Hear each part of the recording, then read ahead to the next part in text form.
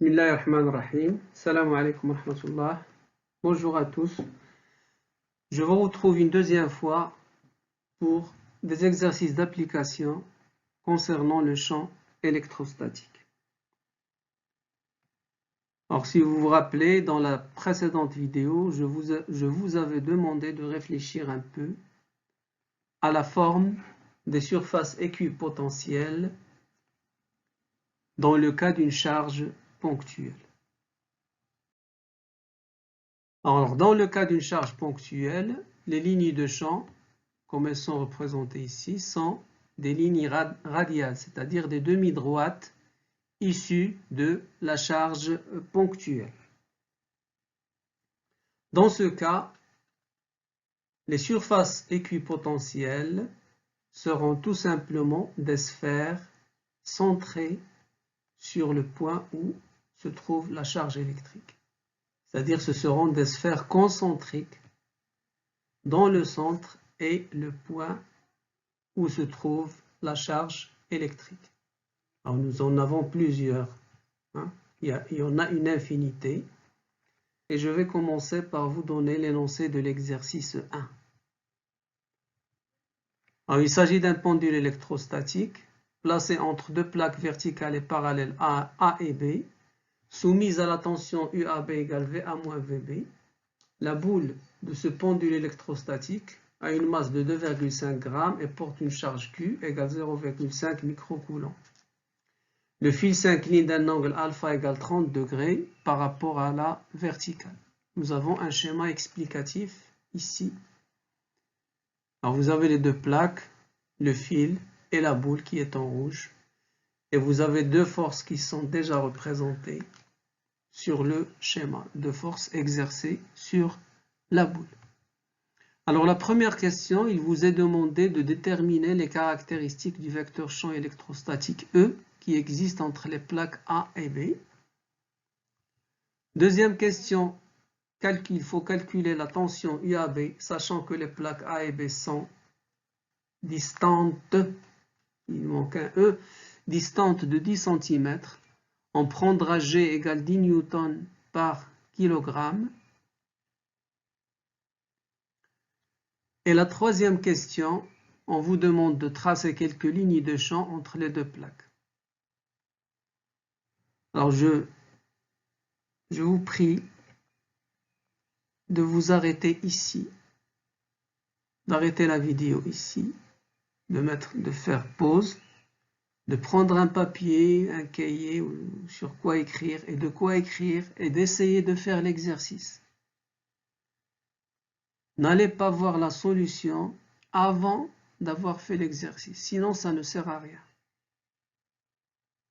Tout le travail que vous aurez fait en commençant par regarder la solution avant d'avoir fait l'exercice ne mènera à rien.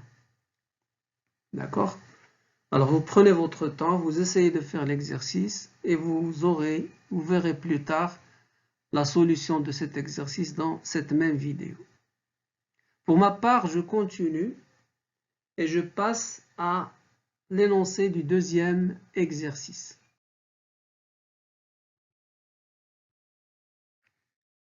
Nous plaçons aux quatre sommets d'un côté, de côté A, les charges QA, QB, QC et QD. Vous avez un schéma ici, explicatif. Alors, en point A, nous avons la charge QA, au point B, la charge QB, etc. Nous avons un repère orthonormé OXY. La première question, dans cette première question, on vous demande de déterminer les composantes EX et EY du vecteur champ électrostatique E créé par les quatre charges électriques au centre du carré O. Bien sûr, les coordonnées, les composantes ou les coordonnées dans le repère OXY. La deuxième question vous demande de déterminer les caractéristiques de ce vecteur champ électrostatique E. Vous avez les données. La longueur du côté du carré, c'est 10 cm et vous avez les quatre charges et la constante K qui vaut 9 10 puissance 9 dans le système international. Je réitère ce que j'ai dit tout à l'heure, à la fin de l'énoncé de l'exercice 1. Si vous arrivez là, vous faites pause, vous essayez de faire l'exercice, vous vous donnez le temps nécessaire et suffisant pour le faire, et vous voyez après la solution, et vous comparez avec votre travail.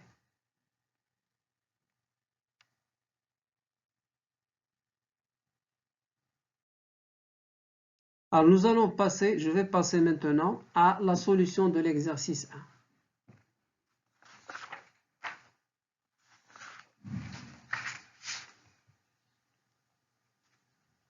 Alors le vecteur champ électrostatique E entre les deux plaques est uniforme.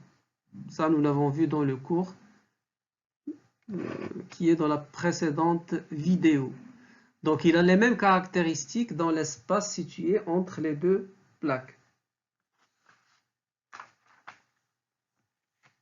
Donc par conséquent, et comme nous le savons, il est perpendiculaire aux deux plaques et orienté de la plaque A vers la plaque B, c'est-à-dire dans le sens des potentiels décroissants, puisque la plaque A est liée au pôle positif et la plaque B est liée ou reliée plutôt au pôle négatif.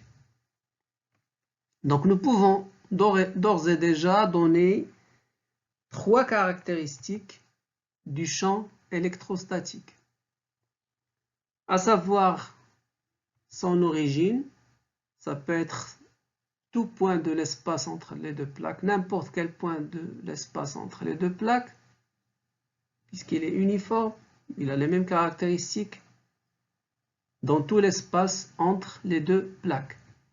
La direction, elle est perpendiculaire aux deux plaques A et B. Le sens, bien sûr, c'est de A vers B. Nous l'avons dit tout à l'heure, juste avant. Nous l'avons dit juste avant. Alors, qu'est-ce qu'il nous reste? Il nous reste une 4e caractéristique à déterminer, c'est sa norme E. Nous ne pouvons pas déterminer directement cette norme E. Mais pour cela, il faut d'abord déterminer l'intensité de la force électrostatique, F. Et ensuite, déterminer la norme E. Donc nous devons d'abord déterminer l'intensité de la force électrostatique F et calculer E en utilisant la relation F égale QE. Donc nous avons 3 caractéristiques: l'origine, n'importe quel point de l'espace entre les deux plaques, la direction, elle est perpendiculaire aux deux plaques, et le sens, c'est de la plaque positive vers la plaque négative, c'est-à-dire de A vers B. Mais pour déterminer la norme E, il faut d'abord déterminer l'intensité F de la force électrostatique et ensuite obtenir E à partir de la relation F égale Q fois E. Alors comment faire pour déterminer F?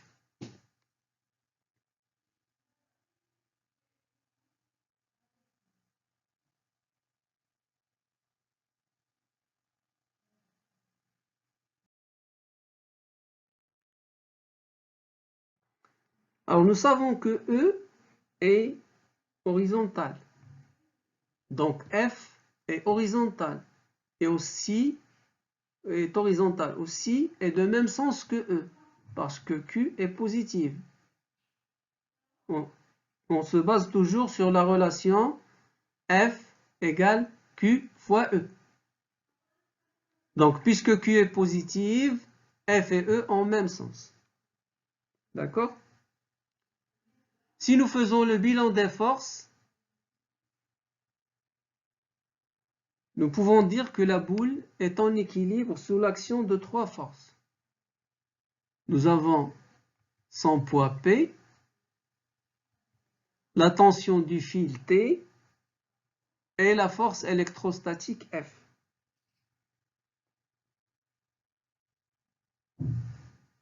Rappelez-vous le chapitre que vous avez étudié au tronc commun concernant l'équilibre d'un solide sous l'action de trois forces. Alors, vous avez étudié cela et vous avez vu que si un solide est en équilibre sous l'action de trois forces, nous avons deux choses. Nous avons la ligne polygonale des forces qui est fermée et la somme vectorielle des vecteurs force qui est égale au vecteur nul. Alors on peut utiliser l'une des deux méthodes, mais nous allons traiter ici les deux méthodes. Comme ça, vous aurez plus tard le choix d'en utiliser une ou l'autre. Alors nous avons donc deux méthodes pour déterminer F, soit la ligne polygonale des forces est fermée, et là il nous faudra tracer la ligne polygonale des forces, ce que nous allons faire après, soit la somme vectorielle, plutôt la somme des vecteurs force, qui est égale au vecteur nul, c'est-à-dire dans notre cas, P plus T plus F égale vecteur nul.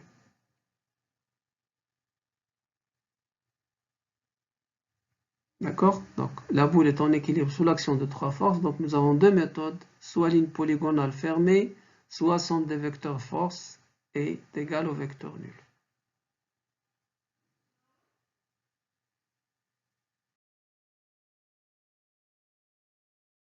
Alors, nous allons commencer par la première méthode. Et nous allons commencer par tracer la ligne polygonale des forces. Nous commençons par F, ensuite T, ensuite P. Et l'angle entre P et T, c'est tout simplement l'angle alpha qui est donné dans l'énoncé de l'exercice.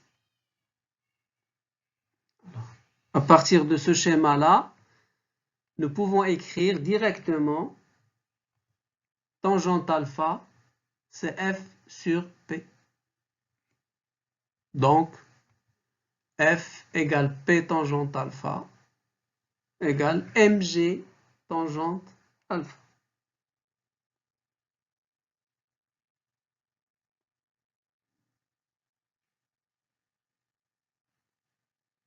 D'autre part, F égale QE.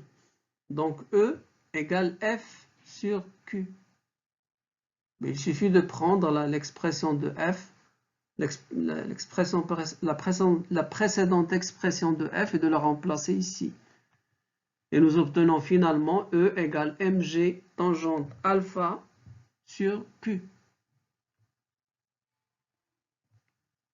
Il ne nous reste plus qu'à faire l'application numérique avec les données de l'exercice. Et nous obtenons E égale 28 867,5 volts par mètre.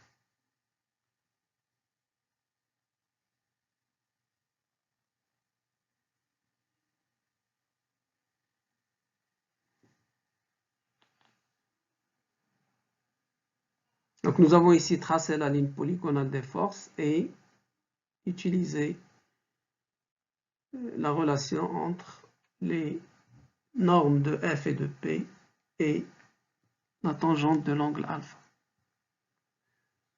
Nous passons ensuite à la deuxième méthode.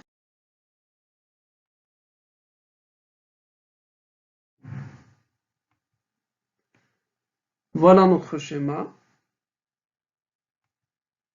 Voici la force F.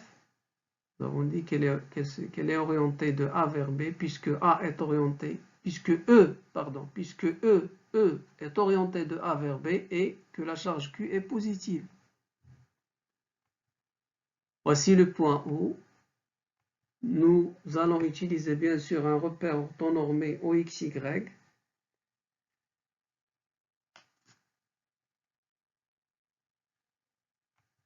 Donc, l'utilisation de la deuxième méthode consiste à partir de la relation vectorielle P plus T plus F égale vecteur nul. Alors, nous allons tout simplement projeter cette relation sur l'axe OX et sur l'axe OY. C'est-à-dire, sur l'axe OX, c'est Px plus Tx plus Fx est égal à 0. Sur l'axe OY, pardon, c'est Py plus Ty plus Fy est égal à 0. Alors, quoi est égal Px? Px, c'est tout simplement 0.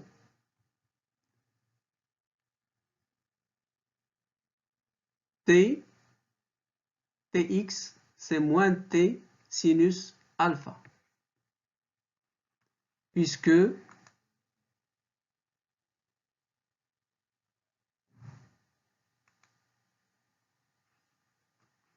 cet angle-là est aussi égal à alpha.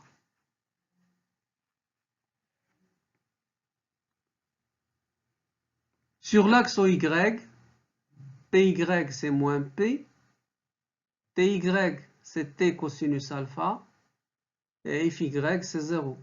Donc nous allons avoir moins P plus T cosinus alpha est égal à 0.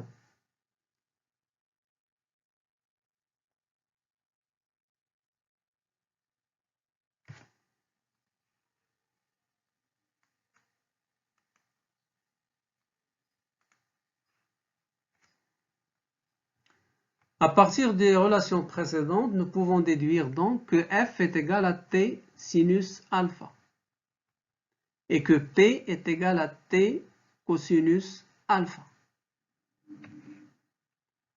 En faisant le rapport f sur p, nous allons avoir f sur p égale t sinus alpha sur t cosinus alpha. Donc finalement, nous allons avoir f sur p est égal à tangente alpha. C'est t sinus alpha sur t cosinus alpha. Ça nous laisse sinus alpha sur cosinus alpha, c'est-à-dire tangente alpha. Nous en déduisons donc que f est égal à p tangente alpha égale mg tangente alpha. D'autre part, f égale QE, comme dans la première méthode. Donc E égale F sur Q. Donc finalement, E égale mg tangente alpha sur Q. Et l'application numérique donnera bien sûr, on obtiendra le même résultat que tout à l'heure, c'est-à-dire 28 867,5 volts par mètre.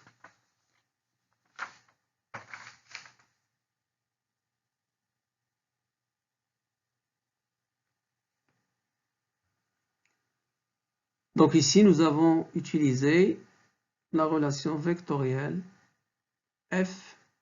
la relation vectorielle P plus T plus F égale vecteur nul.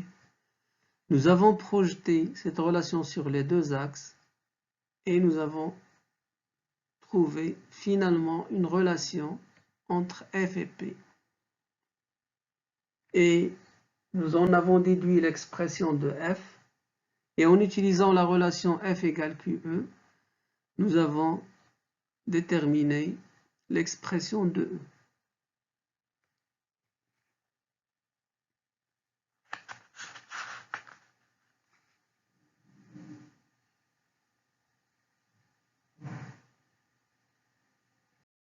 Nous passons ensuite à la deuxième question de l'exercice 1, où on nous demandait de déterminer UAB. Or, nous savons que E égale UAB sur D. Donc, tout simplement, UAB, c'est E fois D. D vous est donné dans l'énoncé, la valeur de D vous est donnée dans l'énoncé. Elle est égale à 10 cm. D, c'est tout simplement la distance entre les deux plaques, bien sûr. Alors, nous trouvons UAB égale 2886,75 volts.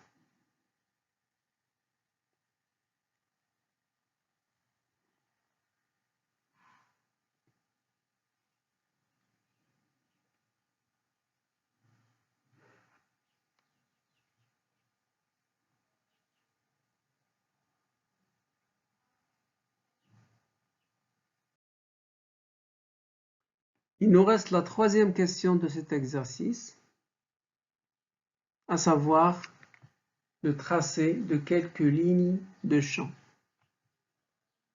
Alors, nous savons que les lignes de champ sont perpendiculaires aux deux plaques et orientées de la plaque A vers la plaque B, toujours dans le sens des potentiels décroissants, c'est-à-dire de la plaque positive vers la plaque négative, c'est-à-dire du potentiel le plus grand vers le potentiel le plus petit. Alors, nous allons les représenter en vert sur le schéma suivant. Nous avons les deux plaques A et B. Alors, les lignes de champ sont orientées, sont perpendiculaires aux deux plaques et orientées de A vers B. Alors, ceci termine le premier exercice, la solution du premier exercice. Je vous recommande encore une fois de ne regarder la solution d'un exercice qu'après avoir essayé de le faire. Qu'après avoir donné un temps suffisant pour essayer de le faire.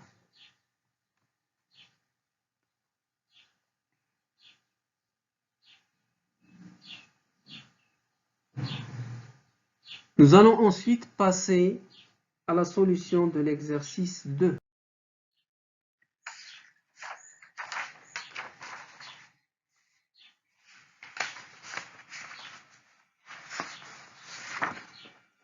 Alors, je vous rappelle que dans cet exercice 2, nous avions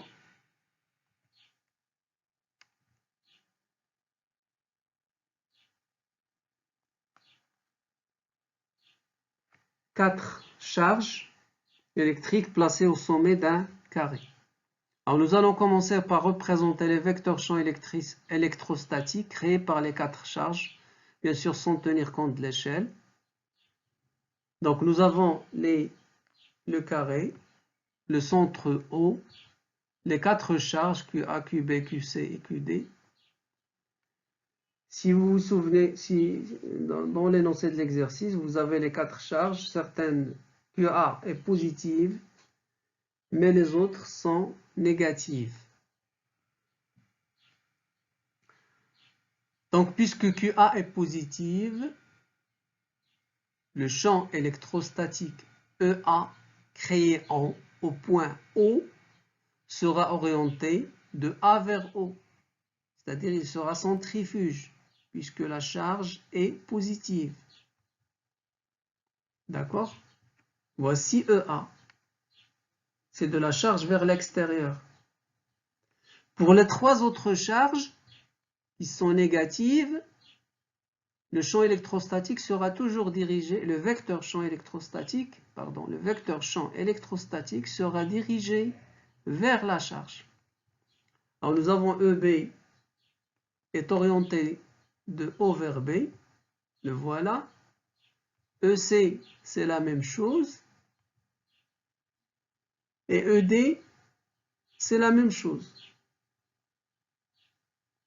Donc déjà, nous avons là le sens et les directions des quatre champs électrostatiques.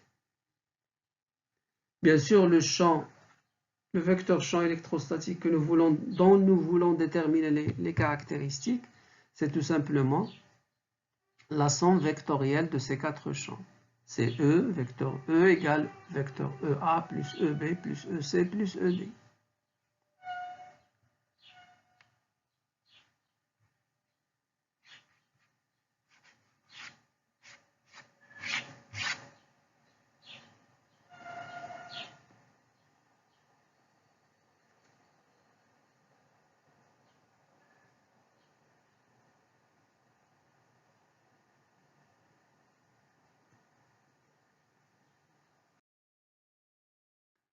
Alors nous continuons.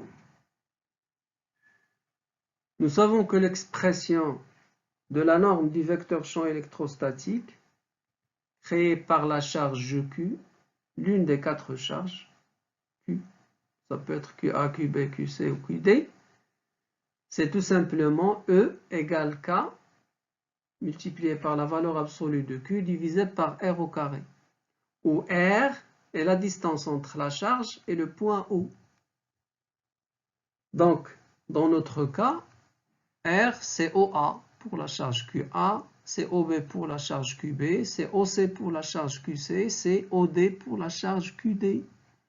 Or, ici, puisque c'est un carré, OA égale OB égale OC égale OD.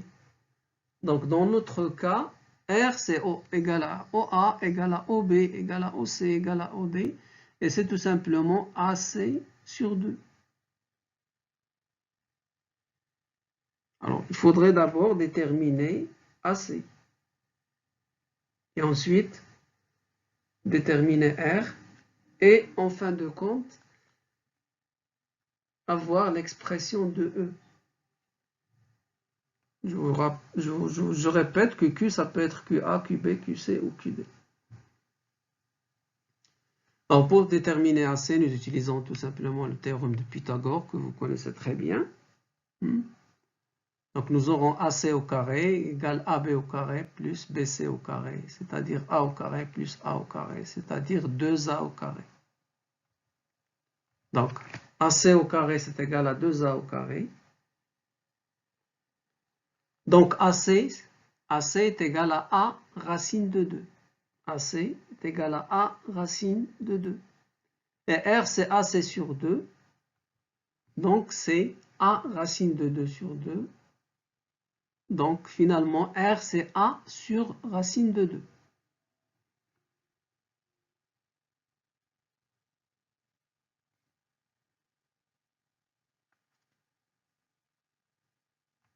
Donc, à quoi sera égale l'expression de E? C'est K fois la valeur absolue de Q, de la charge, sur A sur racine de 2 au carré. Ça nous fait au dénominateur A carré sur 2, et ça nous donne finalement 2K, K sur A au carré. Alors, nous avons l'expression de tous des 4 champs. EA sera donc égal à 2QKA sur B, sur A au carré. EB, c'est 2K, valeur absolue de QB, bien sûr, sur A au carré. EC, ED seront exprimés de la même manière. Et je reviendrai à cette relation après.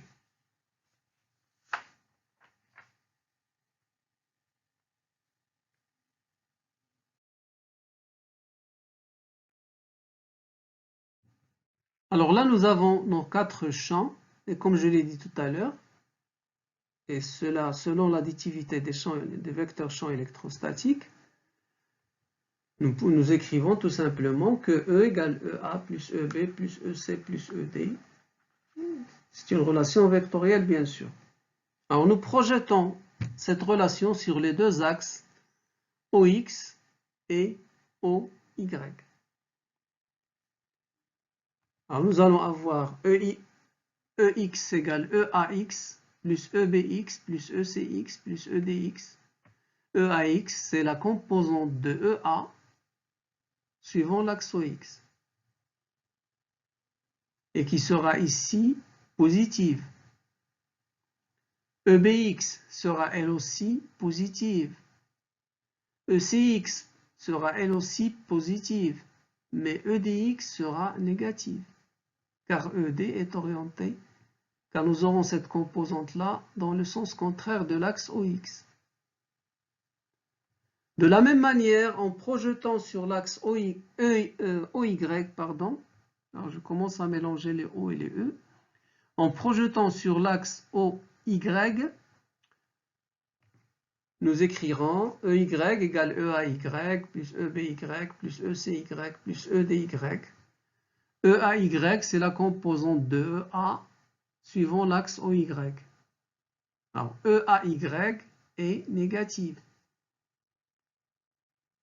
EBY est positive. ECY et EDY sont négatives. Alors, pour déterminer ces composantes, il faut projeter ces vecteurs sur les deux axes. Pour cela, il faut connaître les angles entre les vecteurs et les deux axes. R. Comme nous avons un carré, cet angle-là, il est le même, c'est alpha égale 45 degrés. Nous avons 45 degrés ici, 45 degrés ici et 45 degrés ici.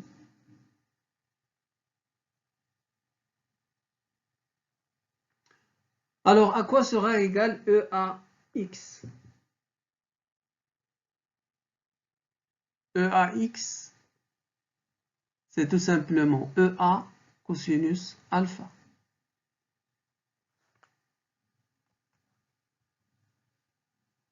EBX, c'est EB cosinus alpha. ECX, c'est EC cosinus alpha. Pour EDX, attention, EDX, comme je l'ai dit il y a quelques instants, EDX sera négative. Donc EDX, c'est moins ED cosinus alpha.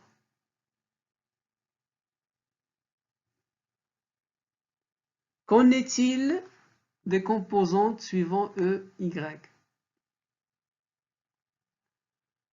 Alors EAX, EAY, ce sera égal à EA sinus alpha, mais avec un signe moins. D'accord? Alors j'ai écrit ici EAY égale moins EA cosinus alpha. Je n'ai pas écrit sinus alpha. Tout simplement parce que dans ce cas, sinus alpha est égal à cosinus alpha. On aurait pu écrire les expressions avec le sinus. C'est la même chose puisque alpha égale 45 degrés. Le sinus est égal au cosinus. Donc j'ai préféré plutôt écrire les relations avec le cosinus. Pour EBY, la composante EBY sera positive. Et elle sera égale à EB sinus alpha, c'est-à-dire EB cosinus alpha.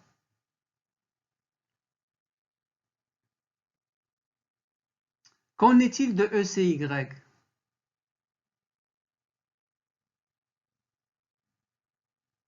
Le vecteur EC est orienté vers le bas. Donc, sa composante sera négative. C'est moins EC sinus alpha. Et comme je l'ai dit tout à l'heure, comme je viens de le dire, cosinus alpha est égal à sinus alpha ici. Donc, j'écrirai ECX. Il y a une petite erreur ici. C'est pas ECX, c'est ECY. Est égal à moins EC cosinus alpha.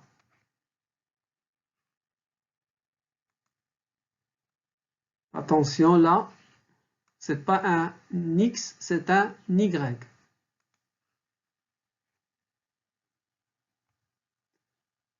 La même chose pour ED ici.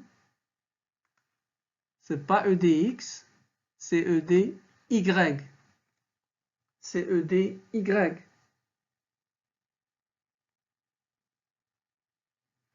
Donc nous avons EAY égale moins EA cosinus alpha, EBY égale EB cosinus alpha, ECY égale moins EC cosinus alpha, EDY égale moins ED cosinus alpha. Alors vous avez là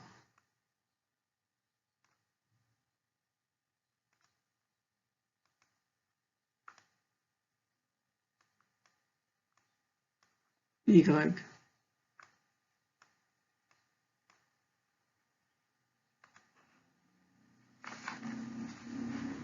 Alors maintenant que nous avons obtenu les composantes des 4 vecteurs, nous faisons la somme des composantes suivant l'axe OX pour avoir la composante de E suivant l'axe OX et la somme des composantes des 4 vecteurs suivant l'axe OY pour avoir la composante du vecteur E suivant l'axe OY.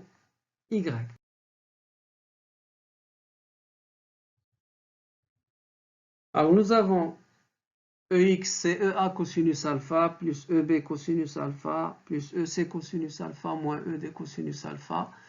Et EY c'est moins EA cosinus alpha plus EB cosinus alpha moins EC cosinus alpha moins ED cosinus alpha.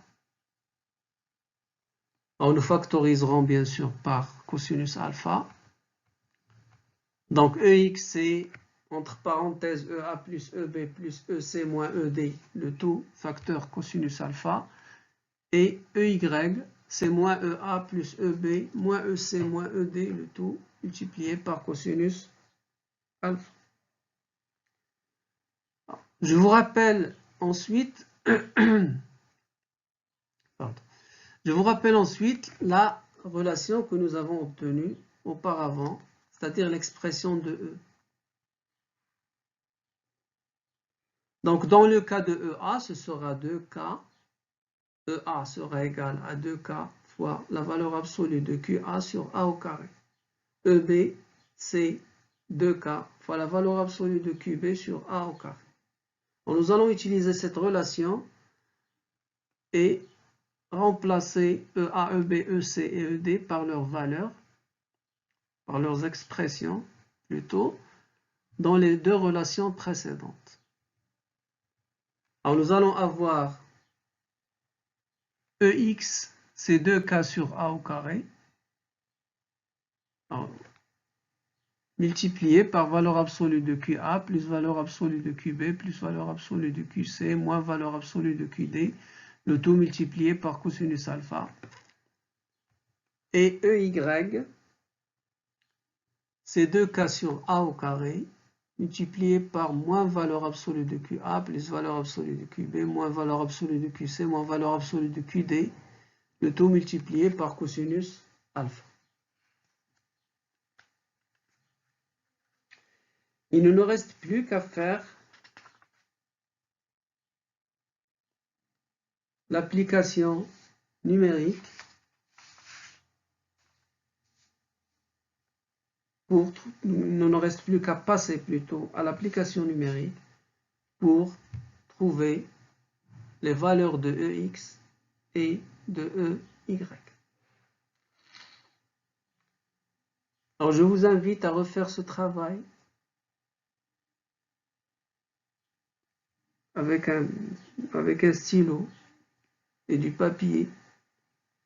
Ne vous contentez pas de regarder la vidéo. Essayez de le refaire après, sans avoir la vidéo devant vous.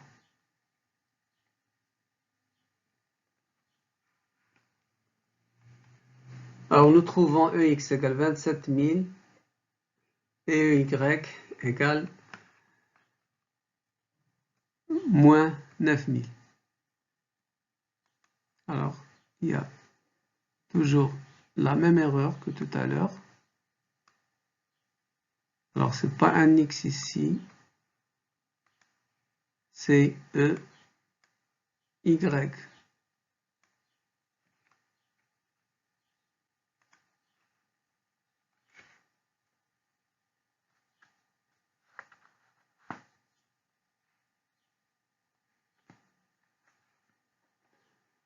Alors, vous prenez votre temps, vous faites pause à chaque fois que c'est nécessaire et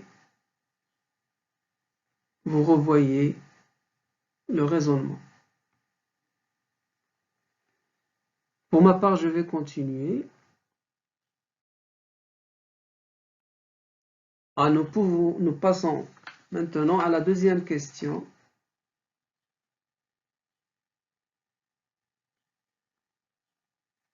Et nous allons déterminer les caractéristiques du vecteur champ électrostatique. Alors, vous voyez ici sur le schéma que je viens de décomposer le plan en 4 cadrans. Cadran 1, 2, 3 et 4.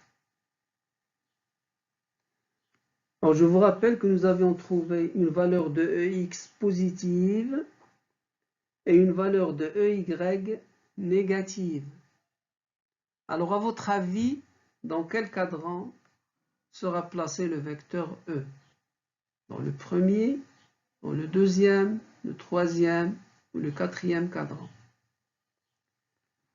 Alors, si vous regardez le sens des deux axes OX et OY, le premier cadran, c'est pour les composantes, c'est pour les vecteurs dont la composante EX et la composante EY sont toutes les deux positives. Le cadran 4, par exemple, c'est pour les vecteurs dont la composante EX est négative et la composante EY est positive. Pour le vecteur champ électrostatique dont nous parlons, nous avons EX qui est positive et EY qui est négative. D'accord? Voici EX et voici EY. Donc le vecteur E sera placé dans le cadran 2.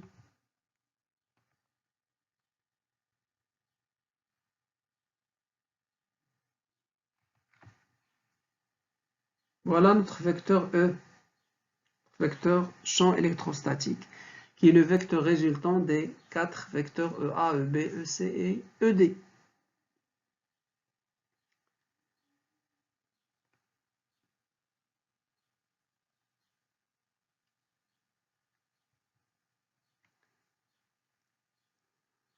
Donc, nous pouvons commencer à donner les caractéristiques maintenant. Alors, l'origine, c'est le point O. L'origine du vecteur E, c'est le point O, puisque nous étudions le champ électrostatique créé au point O.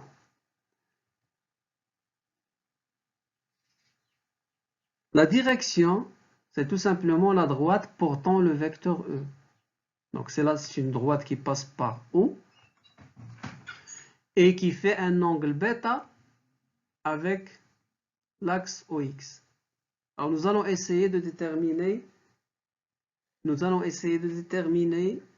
cet angle bêta pour bien caractériser la direction. D'accord? Alors, à votre avis, comment déterminer l'axe bêta? Nous avons deux valeurs, EX et EY. Bien, tout simplement, bêta, pour déterminer bêta, il suffit de calculer sa tangente.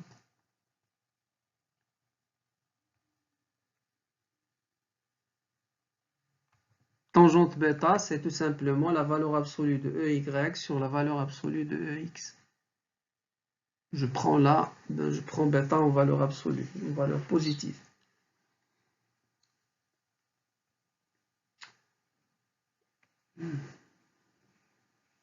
Alors l'application numérique nous donne un angle bêta est égal à 18,4 degrés. La troisième caractéristique qu'il faudrait donner, c'est le sens. Et le sens, il est tout simplement indiqué sur le schéma. Et finalement, il nous reste une dernière caractéristique, c'est la norme. Alors, nous avons les composantes. D'accord? EX et EY. Eh bien, tout simplement, E sera égal à la racine carrée de EX au carré plus EY au carré. L'application numérique nous donne 28 460 volts par mètre.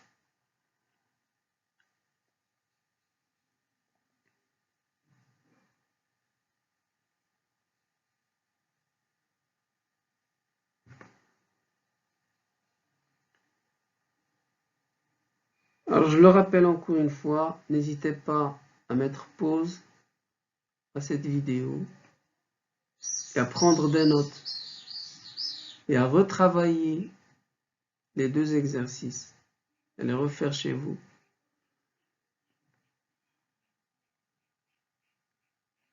Je vous souhaite bonne chance. Merci de votre attention et à bientôt dans d'autres cours et d'autres exercices. Bon courage à tous.